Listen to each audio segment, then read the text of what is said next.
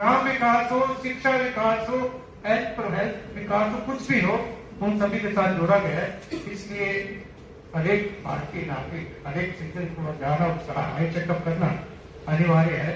और एक स्टेप बढ़कर हमारे जो मीडिया पॉलिसी,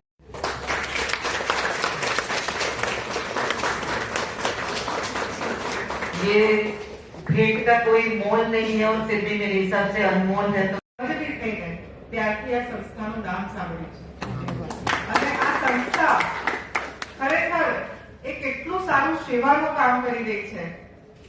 જ્યારે પંચાલભાઈ મને મળવા ગયા અને મને એક વાત કરી કે બેન આ એક મારો સેમિનાર છે, ના આપ એમાં જરૂર પધારો।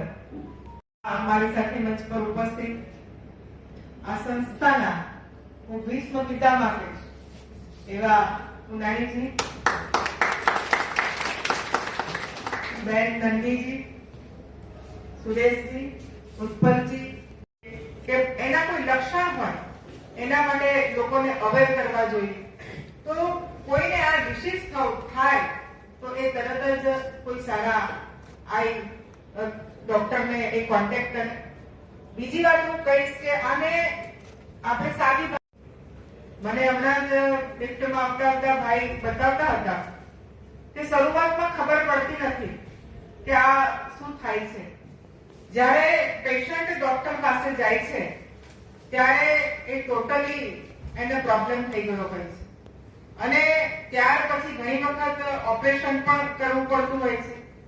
પરંતુ હું એ વાત જરૂર કહીશ કે આના માટે આપણે એક અવેરનેસ કેમ્પ પણ, બીજા બધા સમાજના લોકોની આ ફરજ છે ને આપણે બધાએ આ લોકોને મદદ કરવી જોઈએ અને એ લોકોને આમાંથી બહાર નીકળે અથવા તો આ રોગ ના થાય એના માટે પણ અવેર કરવા જોઈએ। હું એ વાત જરૂર કહીશ કે ગુજરાત સરકાર પણ દરેક સ્કૂલોમાં, તો પહેલા એને ઝામર કહેતા હતા પરંતુ અત્યારે આપણે એને ગ્લોકોમા કહીએ છીએ। ખરેખર આપણા શરીરનું મહત્વનું કોઈ અંગ હોય તો એ આંખ છે અને આંખ વિનાનું જીવન પણ આપણે જોઈ શકીએ છીએ કે ઘણી બધી તકલીફોમાંથી આપણે પસાર થવું પડે છે। પરંતુ આપણે બધાએ જેને આ તકલીફ છે એ નમસ્કાર। આજ રોજ અંધજન મંડળ વસ્ત્રાપુર ખાતે ઝામર સપ્તાહની ઉજવણીના ભાગરૂપે ઝામરના રોગ વિશે સામાન્ય સમાજમાં જાગૃતિ લાવવા માટે એક સેમિનારનું આયોજન કરવામાં આવ્યું, જેમાં વિષય નિષ્ણાતો દ્વારા માર્ગદર્શન કરવામાં આવ્યું। ઝામર એ દર્દીને ખબર ન પડે એવી રીતે દ્રષ્ટિ ચોરી લેતો રોગ છે અને એ સંદર્ભે 40 વર્ષથી વધુ ઉંમરના બધા લોકોએ દર વર્ષે એકવાર આંખની વિગતવાર તપાસ કરાવવી જોઈએ, એ આ સેમિનાર દરમિયાન આપવામાં આવેલો।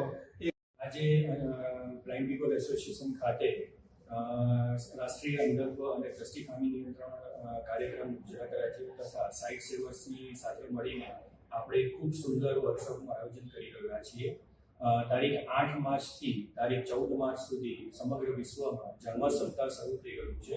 એના જ ભાગરૂપે આજે ઝામરના રોગના વિવિધ નિષ્ણાતો અને એ લોકો અહીંયા હાજર છે અને આખા દિવસનું એ લોકો એક પ્રેઝન્ટેશન કરી અને દિવસના અંતે આપણે રાજ્યમાં ઝામરના કારણે આવતું અંધત્વ કઈ રીતે અટકાવી શકીએ એની